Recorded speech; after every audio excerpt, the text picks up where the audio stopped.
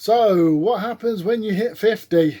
By the way, I'm filming this on my phone, so it might be a bit unsteady, only because I couldn't be just getting the GoPro. I mean, the GoPro's only there, but getting the GoPro out and then filming on the GoPro and then transferring the video across and stuff like that. I mean, I could just quickly do it. It's only a quick video on the phone, and then I can upload it to a Dropbox. But anyway, I'm going away from the subject. What happens when you go 50? I hit that milestone a week or two ago now, in the end of June. So it seems the very first thing is you start getting 50 plus life insurance policies come through. At least that's what I've got come through so far. I already have a life insurance policy, which actually I do need to really look at anyway, because when we bought a house in the UK, when you buy a house, they kind of, I can't remember if you have to have it or they recommend you having it. It's one or the other, but you know, you get a life insurance policy that covers you for the cost of the mortgage and then, you know, anything on top. And when we got that out, we didn't have kids, so I need to revisit that and just kind of add those to the kind of all extra cost, extra money on the policy, so that if anything did happen, we've got the cost of the mortgage plus enough to live on. For whoever's left, be, you know, if that was to happen, either me or my wife, whoever was kind of left over to us. But yeah, so it's getting a bit depressing now, isn't it?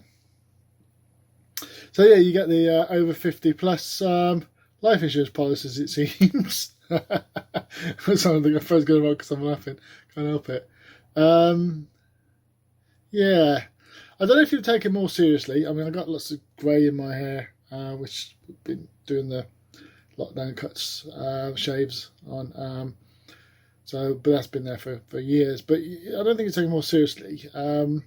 I think people expect more when it comes to work. You know, so I always say that, you know, in the work that I do, I'm always learning new stuff, because there's lots of languages in development that I don't know, and there's always new stuff coming out. But I almost feel that when you're above, like, you know, a certain age, they expect you to automatically know this stuff, and it's not true. At the end of the day, you're always learning, and there's definitely things I've never done. So, but you know, once you reach a certain age, you think that. It's also funny to look back, because I remember when I was in my late teens, going on to almost early 20s, I used to say, you know, oh God, you know, I'll probably get to like 50, 55, and you know, that's probably it. And if that was true, I'd be kind of coming at the end of my life now. And I don't feel that. I'm hoping to have at least another good 30, 40 years. If 50 would be good, you know. Also, as long as I can keep getting out and walking and doing stuff, that's fine. So yeah, I want to be able to enjoy retirement. I'm not anywhere near being able to retire. I wish if I could afford to retire, I would. Nowhere near away from that. I'd love to kind of. I always said that, you know, as I grew older, we're past that part where I said, oh, you know, I'll probably live to my 50s.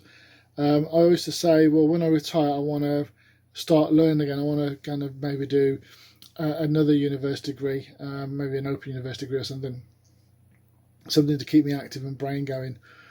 If I could afford to retire now, I'd probably do that. I've been watching some stuff on astrophysics. Yeah. When I was a kid, I used to love astronomy, though it's not the same thing. I'd love to learn more.